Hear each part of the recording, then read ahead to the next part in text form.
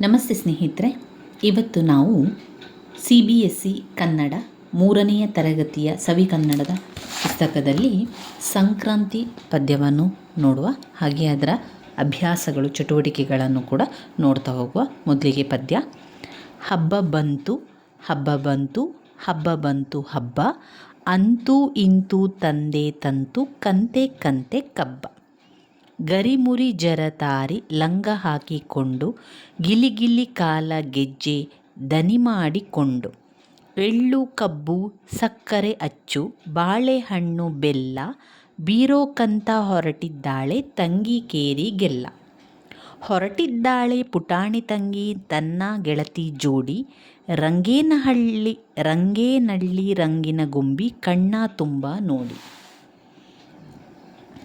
ಕೊಂಬನು ಹೆರೆದು ಬಣ್ಣವ ಬಳಿದು ಎತ್ತು ಹಸು ಕರುವನ್ನು, ಕಿಚ್ಚನು ಹಾಯಿಸಿ ಕೊಡುವರು ಅಪ್ಪ ಅಕ್ಕಿ ಬೆಲ್ಲ ಹಣ್ಣು. ಮಕ್ಕಳನ್ನೆಲ್ಲ ಹಸೆಯಲ್ಲಿ ಕೂಡಿಸಿ ಎಳ್ಳು ಎಲಚಿ ಅಚ್ಚು, ಸುರಿಯುವಾಗ ಅಮ್ಮ ಅಜ್ಜಿ ಮಕ್ಕಳಿಗಚ್ಚು ಮೆಚ್ಚು. ಸಂಕ್ರಾಂತಿ ಪದ್ಯವನ್ನು ಬರೆದವರು HS ವೆಂಕಟೇಶಮೂರ್ತಿ.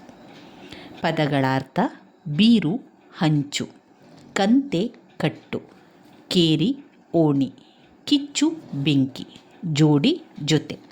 ಇನ್ನು ಟಿಪ್ಪಣಿ: ಹಸೆ ಶುಭ ಕಾರ್ಯಗಳಿಗೆ ಹಾಕುವ ಆಸನ ಹಸೆ. ಜರಿಯಿಂದ ಕೂಡಿದ ವಸ್ತ್ರ ಜರತಾರಿ. ಒಂದು ಜಾತಿಯ ಹಣ್ಣು ಎಲಚಿ.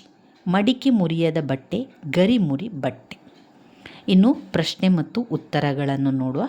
ತಂಗಿಯು ಯಾವ ಲಂಗ ಹಾಕಿಕೊಂಡಿದ್ದಳು?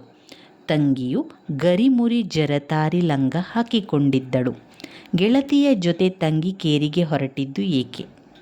ಎಳ್ಳು, ಕಬ್ಬು, ಸಕ್ಕರೆ ಅಚ್ಚು, ಬಾಳೆಹಣ್ಣು ಮತ್ತು ಬೆಲ್ಲವನ್ನು ಹಂಚಲು ಗೆಳತಿಯ ಜೊತೆ ತಂಗಿ ಕೇರಿಗೆ ಹೊರಟಳು.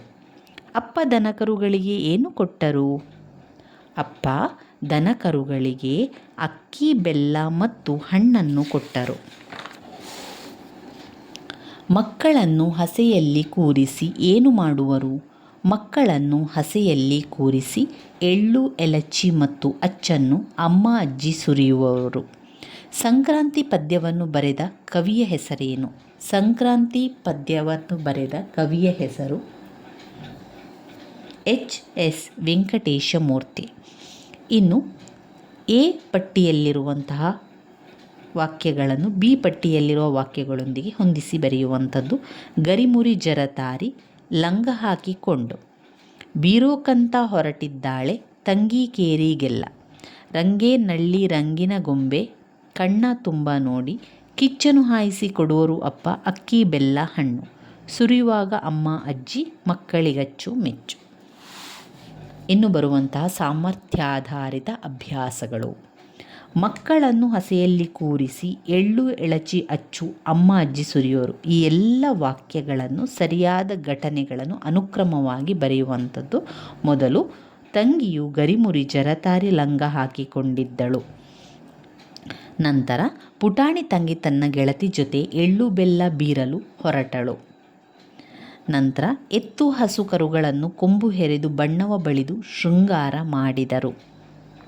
ಕೊನೆಯದಾಗಿ, ಮಕ್ಕಳನ್ನು ಹಸೆಯಲ್ಲಿ ಕೂರಿಸಿ ಎಳ್ಳು ಎಳಚಿ ಮತ್ತು ಹಣ್ಣುಗಳನ್ನು ಅಮ್ಮ ಅಜ್ಜಿ ಸುರಿಯುವರು.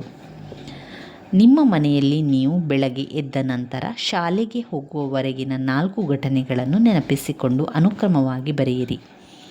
ನಾನು ಬೆಳಿಗ್ಗೆ ಎದ್ದು ಹಲ್ಲು ಉಜ್ಜುತ್ತೇನೆ. ನಾನು ಬೆಳಿಗ್ಗೆ ಎದ್ದು ಸ್ನಾನ ಮಾಡುತ್ತೇನೆ. ನಾನು ದೇವರಿಗೆ ನಮಸ್ಕಾರ ಮಾಡುತ್ತೇನೆ. ನಾನು ಅಪ್ಪ ಅಮ್ಮನ ಕಾಲಿಗೆ ನಮಸ್ಕರಿಸುತ್ತೇನೆ. ಇನ್ನು ಬರುವಂಥದ್ದು, ಕೆಳಗಿನ ವಾಕ್ಯಗಳನ್ನು ಆವರಣದಲ್ಲಿ ಕೊಟ್ಟಿರುವ ಸೂಚನೆಗಳಿಗೆ ಅನುಸಾರವಾಗಿ ಬರೆಯಿರಿ. ಹುಡುಗಿಯು ತರಕಾರಿಯನ್ನು ತಂದಳು. ಇದನ್ನು ಪುಲ್ಲಿಂಗ ರೂಪದಲ್ಲಿ ಬರೆಯುವಂಥದ್ದು. ಹುಡುಗನು ತರಕಾರಿಯನ್ನು ತಂದನು. ರಾಜು ಗಾಡಿಯನ್ನು ಎಳೆದನು. ರಾಜು ಎಂಬ ಪದದ ಬದಲಿಗೆ ಎತ್ತು ಎಂಬ ಪದ ಬಳಕೆ ಮಾಡಿ. ಎತ್ತು ಗಾಡಿಯನ್ನು ಎಳೆಯಿತು. ಅಣ್ಣ ತಮ್ಮಂದಿರು ಸ್ನೇಹಿತರಂತೆ ಇದ್ದರು. ಇದನ್ನು ಸ್ತ್ರೀಲಿಂಗ ರೂಪದಲ್ಲಿ ಬರೆಯಿರಿ. ಅಕ್ಕ ತಂಗಿಯರು ಸ್ನೇಹಿತೆಯರಂತೆ ಇದ್ದರು. ಕೊಟ್ಟಿರುವ ಪದಗಳನ್ನು ಪುಲ್ಲಿಂಗ, ಸ್ತ್ರೀಲಿಂಗ, ನಪುಂಸಕ ಲಿಂಗಗಳಾಗಿ ವಿಂಗಡಿಸಿ ಬರೆಯಿರಿ. ಪುಲ್ಲಿಂಗದಲ್ಲಿ ತಮ್ಮ, ರಾಜ, ಅಣ್ಣ, ತಂದೆ, ಗೆಳೆಯ. ಸ್ತ್ರೀಲಿಂಗದಲ್ಲಿ ರಾಣಿ, ತಂಗಿ, ಅಕ್ಕ, ತಾಯಿ, ಸಹೋದರಿ.